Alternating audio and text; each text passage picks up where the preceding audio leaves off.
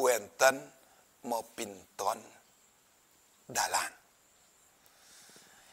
Yening wenten nak belajar ngewayang utawi ngeringit puniki nika disebut dalang utawi jero dalang. Di saat calon dalang puniki akan belajar, dia pasti akan mewinten dahulu sebagai pembukaan mohon kepada Sang Hyang Haji Saraswati agar diberi anugerah untuk belajar ngewayang puniki. Dan setelah proses pembelajaran puniki diakhiri dengan pawintenan dalang, sehingga orang yang menekuni ini disebut dengan jero dalang. Nah, sebelum jero dalang puniki pentas keluar, walaupun dia sudah bisa, dia belum boleh pentas keluar sebelum mepinton ring pemerajaan jero dalang ini. Nah, wenten upakaranya untuk mepinton jero dalang puniki pasti akan mementaskan wayangnya ring pemerajaannya. Secara skalanya beliau akan menunjukkan bahwa beliau sudah mampu untuk wayang puniki. Dan secara niskalanya beliau mohon ring Sang Hyang Haji Saraswati agar diberi kemampuan yang bagus untuk ngewayang dan diberikan taksu sehingga pertunjukannya menjadi menarik. Itulah pawintenan dalang niki.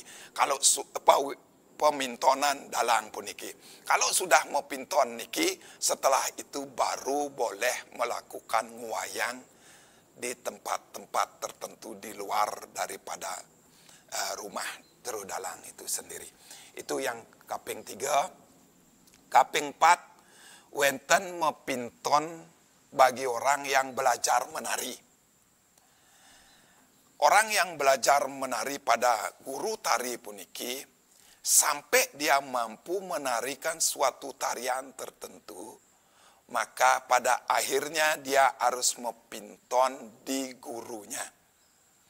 Tempatnya niki bisa di tempat gurunya. Kalau dia menarikan tarian sakral, maka dia harus mepinton di pura secara sekala disaksikan oleh guru yang mengajari dia menari. Tujuannya ini adalah secara sekala di hadapan gurunya bisa melihat bahwa anak didiknya niki sudah mampu untuk menarikan tarian yang dia ajarkan.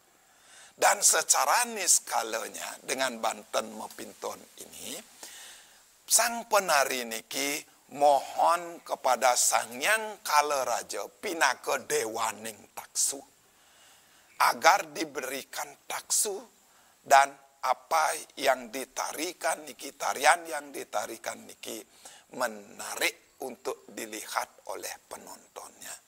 Atau kalau di pura, mohon kepada Ida Betara, kalau tariannya sakral, mohon restu agar diberi anugerah untuk menarikan tarian sakral niki.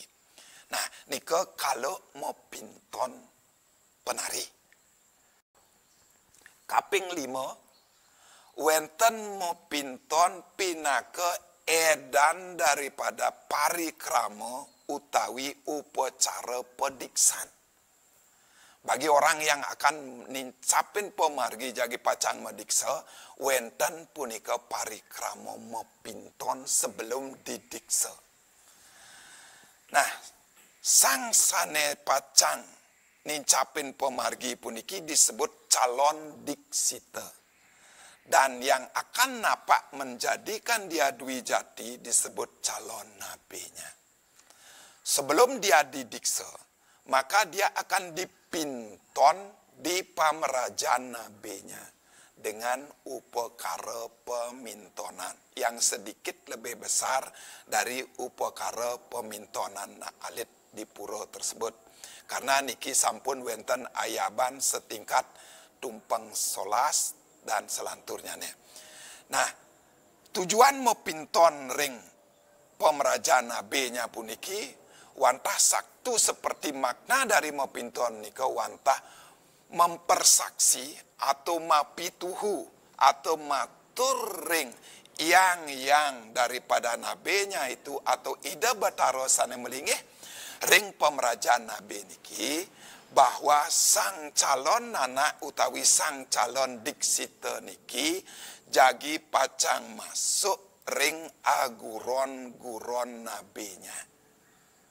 Artinya leluhur utawi ida batara punika memberikan restu sehingga nabinya bisa memberikan pengetahuan suci nantinya sebagai bekal setelah dia didiksa.